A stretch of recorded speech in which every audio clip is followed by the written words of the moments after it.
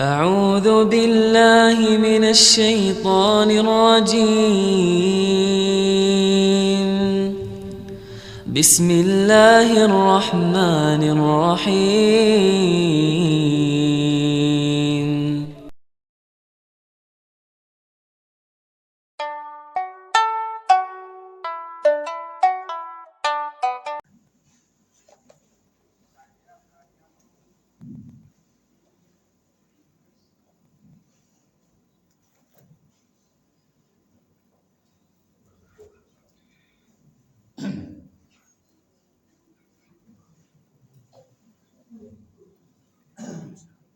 Assalamualaikum warahmatullahi wabarakatuh.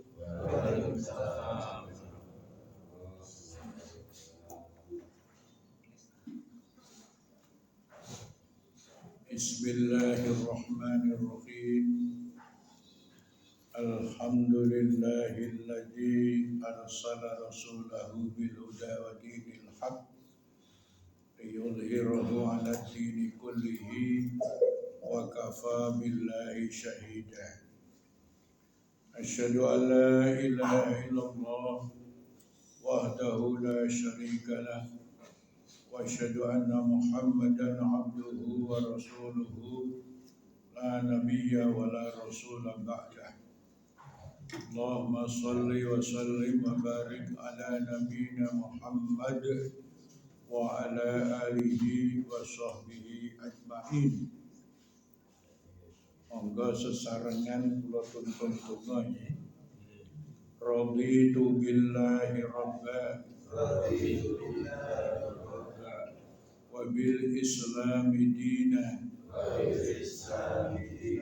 wa bi Muhammadin nabiyyan wa rasula. Rabbi zidni ilman warzuqni fahma.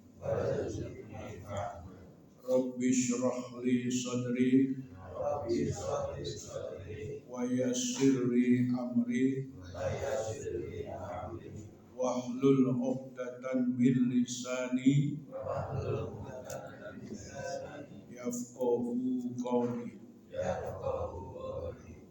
Allahumma faqihna fid-din wa 'allimna ta'wil.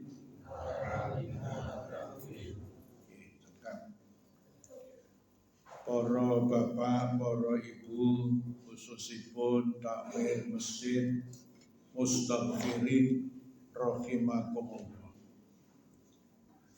Alhamdulillah Allah paring nikmat dumateng kita sedaya. Wonten ing injing menika nikmat ingkang sepisan nggih menika nikmat iman lan Islam. Menika nikmat ingkang paling utami, nikmat ingkang nomor setunggal. Sebab kanthi nikmat iman lan Islam menika kita saged gesang piturut relipun Gusti Allah kaliyan Kanjeng Nabi Muhammad sallallahu alaihi wasallam. Kados pengendikanipun Gusti Allah wonten ing Al-Qur'an. Wa anna hadza sirati mustaqiman fattabi'uh wa la tattabi'us subula fatafarraqa bikum an sabili. Ingkang maknanipun ini adalah jalanku yang lurus. Artosipun mergi ingkang leres lan mergi ingkang jejeg. Fattabi'uh Mula saka kuwi sira kabeh padha mengikuti dalan sing jejeg kuwi mau. Fala tattabi'us subula, sira kabeh aja golek dalan liyane sak liyane dalan Islam. Fatafarraqa bikum an sabili, yen sira kabeh padha golek dalan-dalan sak liyane Islam sing sumbere Quran lan sunnah, sira kabeh bakal bercerai-berai saka tuntunane Gusti Allah. Pramila alhamdulillah kita sedaya dipun paringi hidayah iman lan Islam ingkang sumberipun Al-Qur'an lan As-Sunnah. Hidayah ingkang kaping kalih, kita dipun paringi kesehatan rohani jasmani. Piantun sehat menika nikmat senajan ra duwe duit. Kula sampun nate lan asring ngraosaken ngeten niki. Golek niliki dompet kok kosong. Delok tanggalane ku jebul tanggal tuwa. Ya wis. Neng kula lajeng matur dhumateng ngarsanipun Gusti Allah.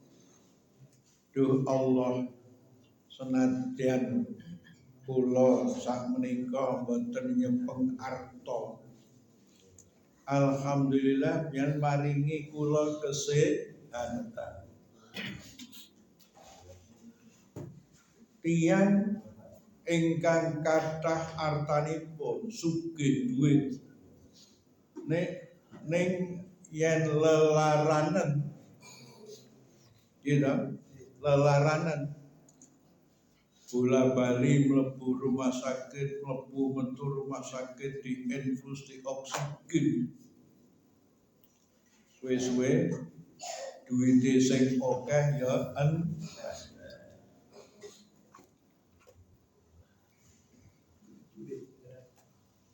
terus kenikmatan kesehatan menika penting mila panjenengan sedaya kedah bersyukur. Alhamdulillah tasih dipun paringi sehat. Kula piyambak nggih bersyukur. Yuswa kula menika nembe 18 tahun langkung setengah tahun. Yen pasuryanipun wajah kula menika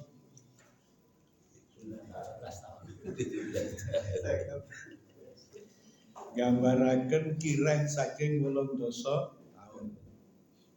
Langkung-langkung ingkang kula takeni menika putranipun Bapak Mara Sepuh.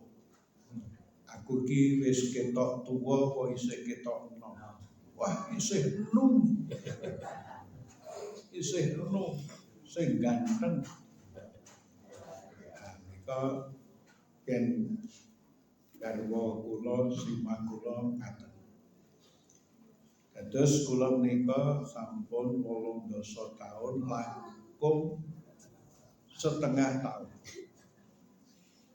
Ning alhamdulillah tasih kathah aktivitasipun, khususipun kula munsal penting pendidikan ulama tarjih pimpinan pusat Muhammadiyah ingkang santri-santrinipun menika saking seluruh Indonesia melalui seleksi yang sangat ketat sekali dikirim oleh pimpinan daerah Muhammadiyah PWM dari seluruh Indonesia dengan surat resmi melalui ujian seleksi, melalui Zoom ujian itu. Karena mengapa melalui Zoom? Dulu ada COVID. Yang kedua, belum tentu yang bersangkutan itu lulus. Kalau nanti sudah datang ke Jogja jauh-jauh ujian tidak lulus, berapa biaya yang sudah dikeluarkan? Karena ujian masuk PUTM itu berat.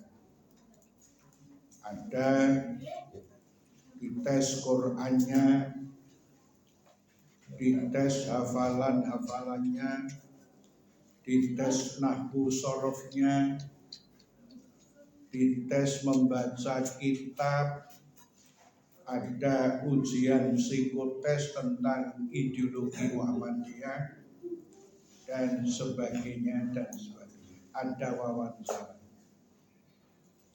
Dan tidak ada titipan sama sekali, Pak. Mbok sing titip ki jenderal buta, ora dibuka titipannya, ora didelok layaknya. Sing titip pimpinan pusat Muhammadiyah, pimpinan pusat Ngaisyah, ora bakal didelok sapa jenenge pira nomere boten. Betul-betul seleksi ketat. Ya, yang sampun lulus lajeng mangke dididik selama 4 tahun, diasramakan dan tidak membayar SPP sama sekali, gratis. Tiap bulan hanya infak 500.000 rupiah. 500.000 niku tinggi nongseng di tengene baso pun telas. Nongseng wong pinten nggih? Wong 10 pun telas. Pendah sasine mengken infak 500. Selama 4 tahun diasramakan. Tapi kalau sudah lulus nanti harus dibenung, ditugaskan ke seluruh daerah-daerah di Indonesia tanpa boleh memilih. Nah, itulah PUTM. Kalau mereka jadi sarjana, lalu mereka dibenung 3 tahun di berbagai daerah. Setelah mereka kembali baru diwisuda. Nah, ibu-ibu, bapak-bapak yang kagungan putra putri lulusan aliyah, madrasah aliyah, monggo pun titipaken dumateng PUTM supados mangke bapak lan ibu gadah ulama-ulama, ustad-ustad, kiai-kiai ingkang saged ngopeni masjid Mustaghfir. Menika katuraken rumiyin indah kula mangke ke Supen. Alhamdulillah kula tasih aktif mucal dinten Senin, Selasa, Rebu, Kamis. Tasih aktif wonten pimpinan pusat Muhammadiyah Majelis Tarjih. Kula dipun dapuk dados ketua divisi pendidikan ulama. Sejak kemarin pagi sampai sore nanti kami mengadakan halaqah para ahli-ahli tafsir di pimpinan pusat Muhammadiyah untuk menerbitkan tafsir At-Tanwir. Terus Muhammadiyah itu punya proyek melahirkan, menerbitkan tafsir At-Tanwir yang nanti akan di-launching di Muktamar Muhammadiyah ke-49 di Sumatera Utara, Medan. Dan insya Allah pada muktamar nanti gedung PUTM yang baru yang sekarang sedang dibangun di daerah Prambanan 4 lantai insya Allah selesai, mudah-mudahan diresmikan oleh Pak Prabowo, mudah-mudahan. Saya sudah matur kepada Pak Mendikbud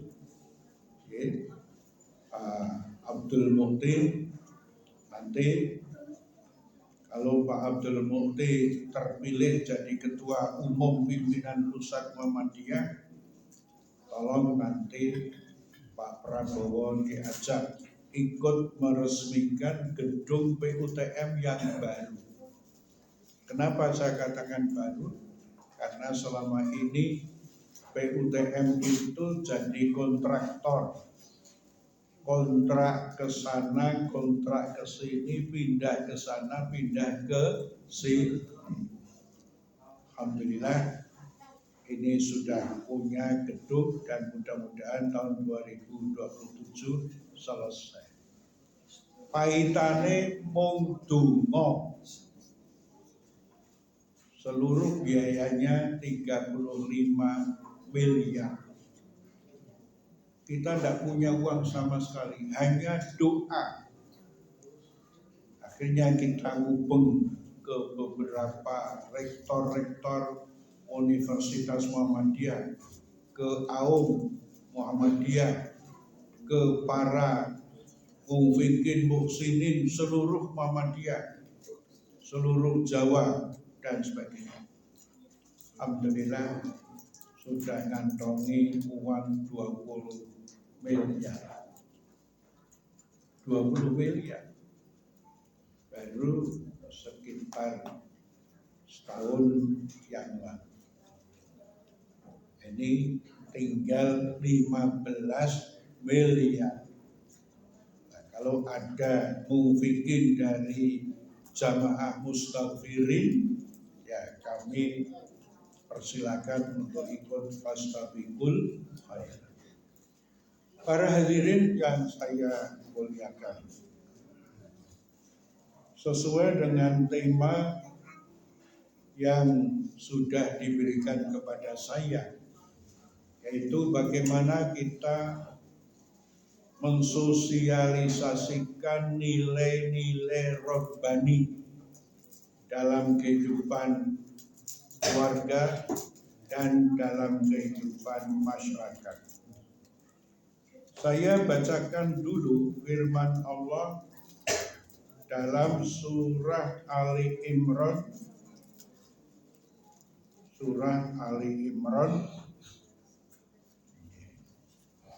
yang berbunyi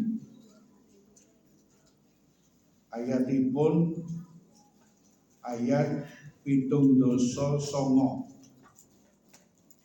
Yen mau beto Quran saged pun pados. Surat Ali Imran ayat 7:9.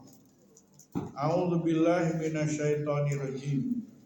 Maka li basyarin ayyu'tiyahullahul kitaba wal hukma wan nubuwwata summa yakunu linnasi kunu ibadali min dunillah walakin kunu rabbaniyina bima kuntum ta'lamunal kitaba wa bima kuntum tadrusun. Enggang maksudipun mengatakan, tidak pantas bagi seseorang manusia yang Allah memberikan kepadanya kitab dan hikmah serta kenabian Kemudian dia berkata kepada manusia yang lain, wahai saudara-saudaraku, hendaklah kamu menjadi penyembahku, bukan menjadi penyembah Allah. Tetapi dia berkata, hendaklah kamu menjadi Rabbaniyin, yaitu orang-orang yang Rabbani, orang-orang yang membumikan nilai-nilai ilahi, karena kamu mengajarkan kitab dan karena kamu mempelajarinya.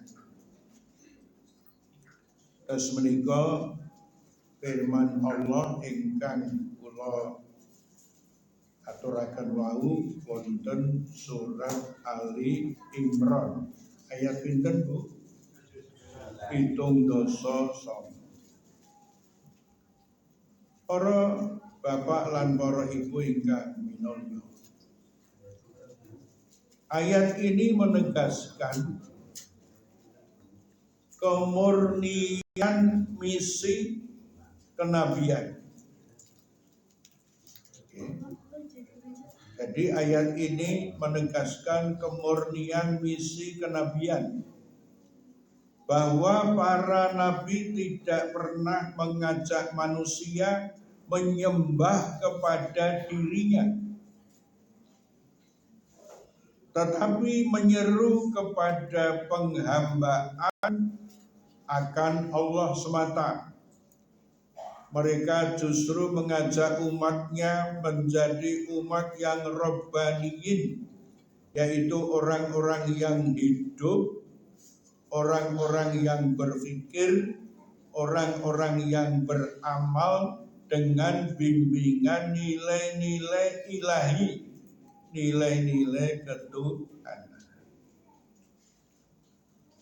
Bapak-bapak, ibu-ibu yang dimuliakan oleh Allah, tafsir singkat dari ayat ini yang pertama,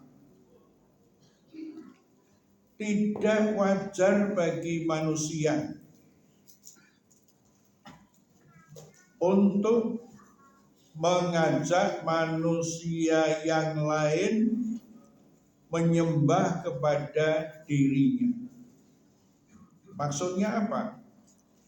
Tidak mungkin seorang nabi yang betul-betul nabi memanfaatkan kedudukannya agar umatnya itu menyembah dan mengagung-agungkan dirinya. Kenapa? Karena kenabian itu adalah amanah Allah, bukan sebagai jalan untuk mencari pengikut. Jadi seorang rasul pasti amanah. Innama bu'istu liutammima makarimal akhlak. Al-Quran mengatakan begitu.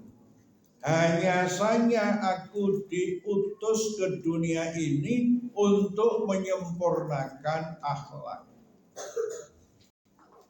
Maka kehadiran Rasulullah Muhammad SAW itu yang mengajak kepada seluruh umat manusia sejak dilahirkannya Rasulullah SAW sampai akhir zaman, diajak untuk menjadi hamba Allah, hamba yang mengikuti Quran dan mengikuti sunnah.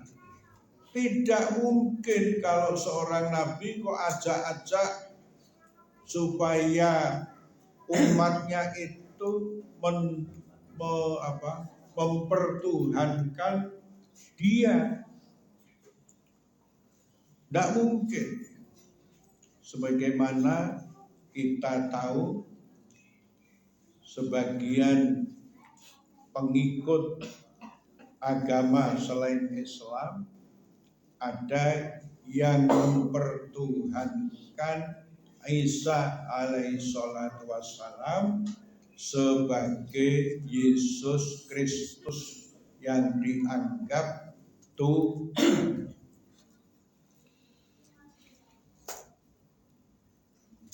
Nah, oleh karena itu diturunkan firman ini supaya jangan umat manusia itu keblinger.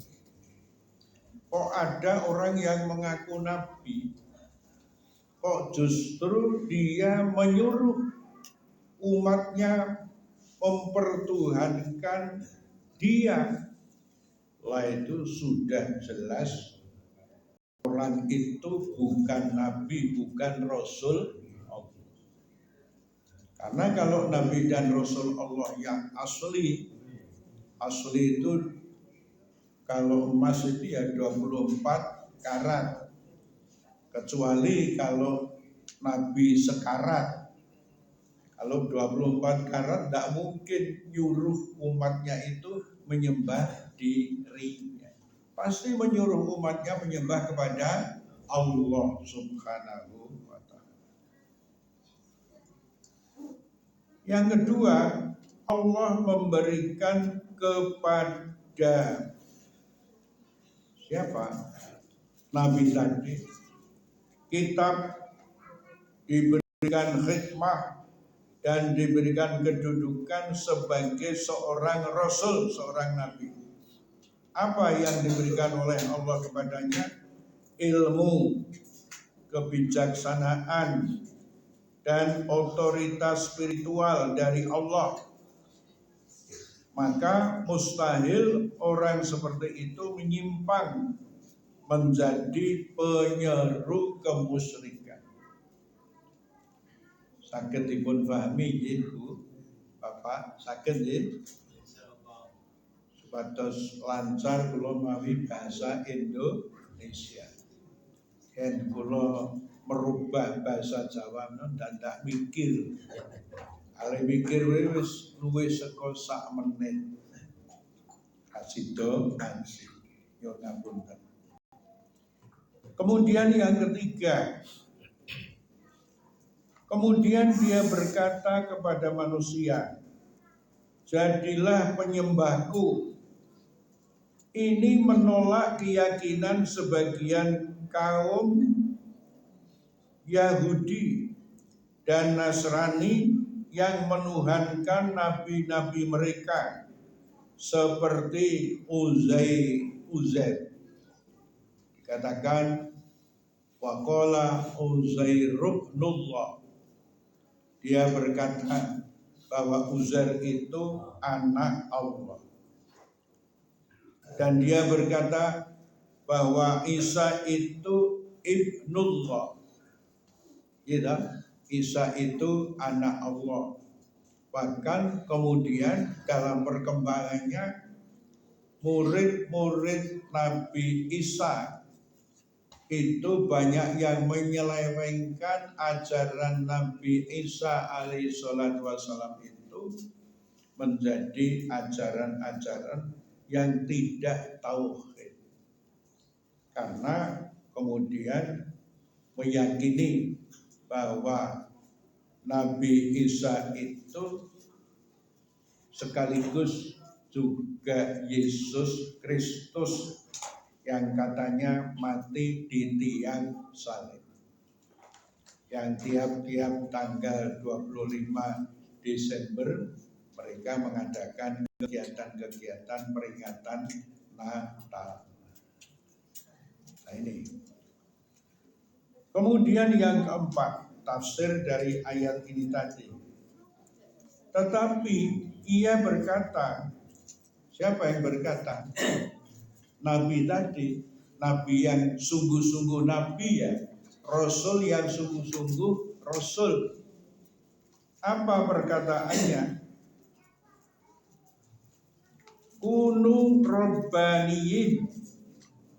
Jadilah kamu manusia-manusia yang mengabdi menyembah kepada Allah Subhanahu wa ta'ala.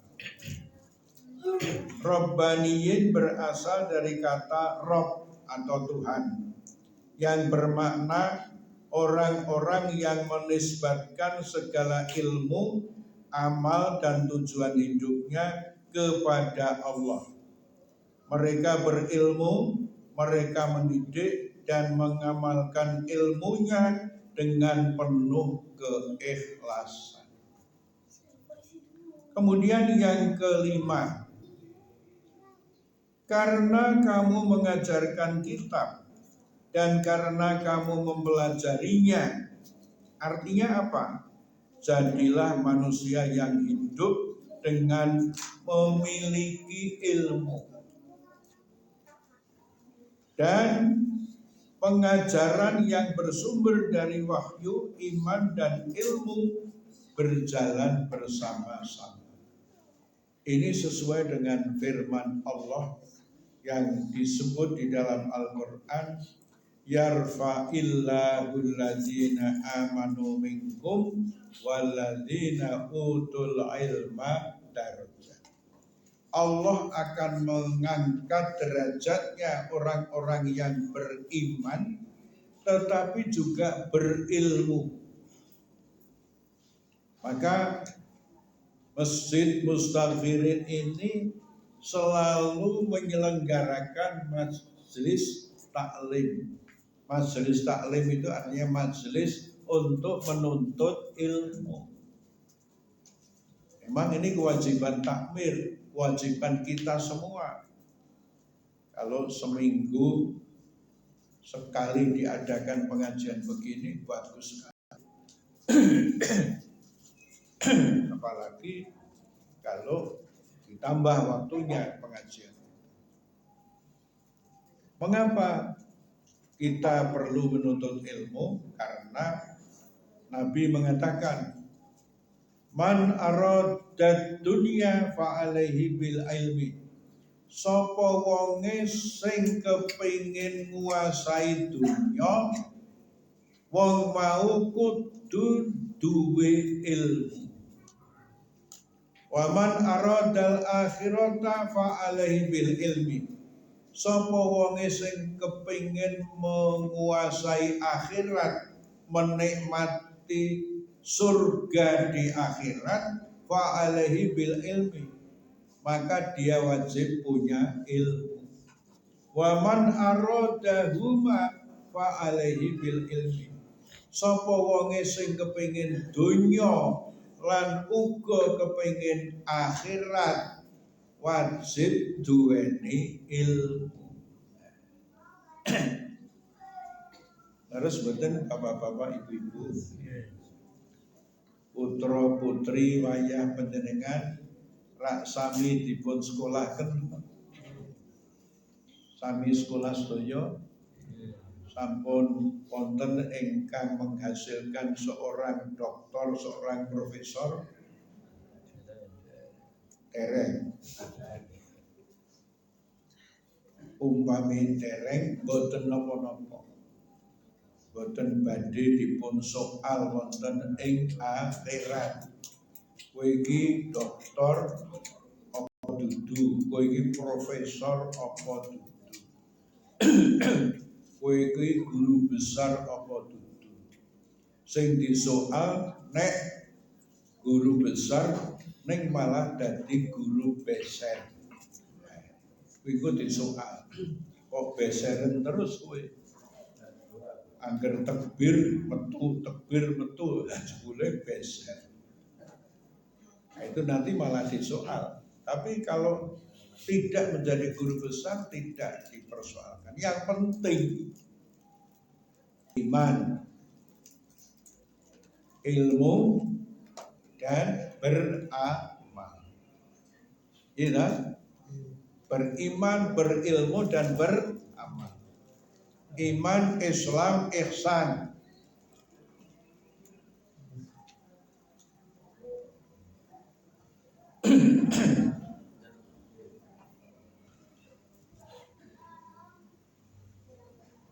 Tadi sudah sampai yang keberapa? Kelima ya.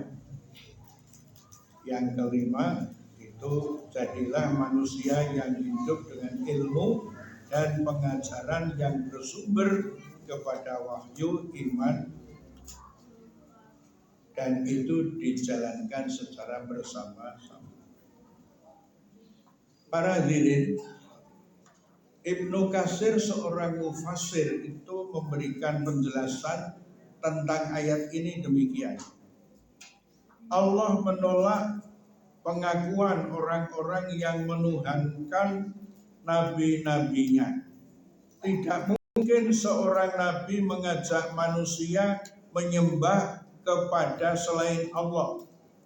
Mereka justru memerintahkan manusia menjadi Rabbaniyin, yaitu orang-orang yang berilmu, beramal, dan mengajarkan ilmu dengan niat ikhlas karena Allah.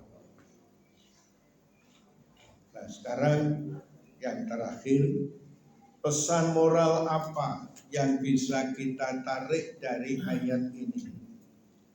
Seorang pendidik, ulama atau pemimpin spiritual sejati tidak menjadikan dirinya sebagai pusat penghambaan, melainkan penghubung manusia dengan Tuhan. Jadi kalau saya seorang ustadz, saya seorang mubalik, saya seorang guru, saya seorang dosen, ya punya kewajiban menyampaikan ilmu yang saya miliki itu kepada orang lain. Tidak boleh kemudian saya menjual ilmu. Misalkan saya diundang oleh Masjid Mustafirin, datang ke rumah saya, Ustaz kerso rawuh wonten Masjid Mustafirin, wani biro. Tidak boleh begitu. Kok ada ustadz nyang-nyangan duit mergo DE ditugasi mulang ngajian. Karena ada bapak-bapak dan ibu-ibu, sebagian ustadz yang misur itu dia punya staf yang sudah mengatur dirinya kemana. Dan inilah staf inilah yang mengatur berapa biaya untuk perginya ustadz itu dari Jakarta ke Jogja. Nginapnya di hotel mana, sehari berapa, dan seterusnya. Nah, ini namanya yastari, jual beli ayat-ayat Allah dengan samanan qalila, dengan harga yang murah.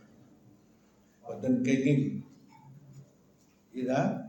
Nah, kalau ada ustadz yang begitu, ya kita ingatkan baik-baik. Kita ingatkan supaya kembali ke jalan yang benar. Menjadi Rabbaniyin berarti hidup dalam kesadaran ketuhanan, menjadikan ilmu dan amal sebagai jalan untuk mendekat kepada Allah. Ilmu yang tidak disertai orientasi kepada Allah, maka ilmu itu akan kehilangan rohnya. Maka ilmu yang kita pelajari itu harus ilmu yang bisa menambah kita takwa kepada Allah Subhanahu wa Ta'ala. Jangan justru semakin dalam dan luas ilmu kita, tetapi pribadi kita, karakter kita, akhlak kita, budi pekerti kita tidak mampu mencerminkan sebagai orang yang berilmu. Para hadirin, kita punya putra, punya putri, punya cucu, punya mantu, punya keluarga yang menjadi tanggung jawab kita. Kullukum ra'in wa kullukum mas'ulun an ra'iyatik. Tiap-tiap kamu adalah pemimpin, dan tiap-tiap pemimpin akan diminta pertanggungjawabannya.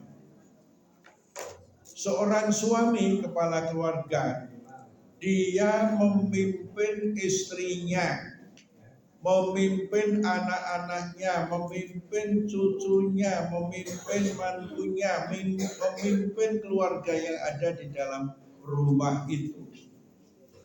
Maka dia akan diminta pertanggungjawaban.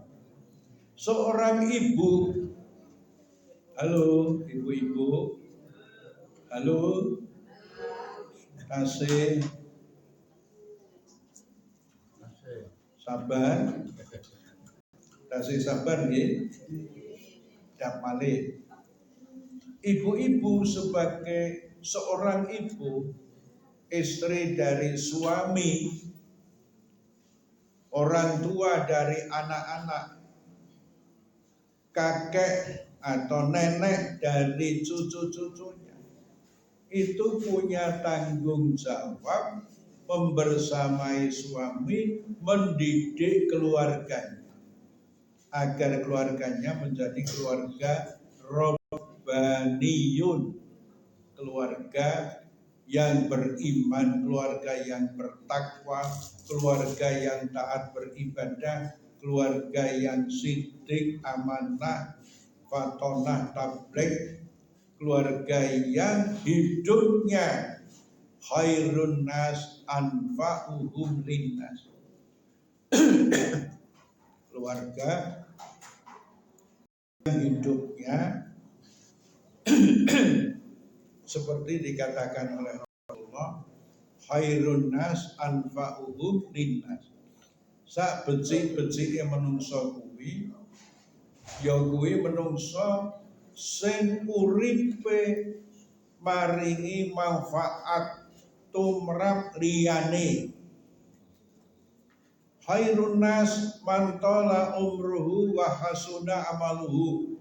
Sabecik-becike menungso kuwi wong sing dawa umure ning apik lan bagus pakertine.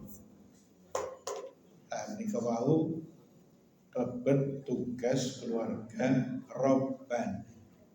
Mugi-mugi menapa ingkang ngaturaken wau wonten manfaatipun. Nyuwun ngapunten kula melebihi waktu 5 menit. Tadi saya sudah diberitahu jam 5 lebih 10 menit, oh ya sudah pas. Mudah-mudahan apa yang saya sampaikan ada manfaatnya, dan mari kita akhiri pengajian ini dengan membaca hamdalah. Alhamdulillahirrahmanirrahim. Assalamualaikum warahmatullahi wabarakatuh.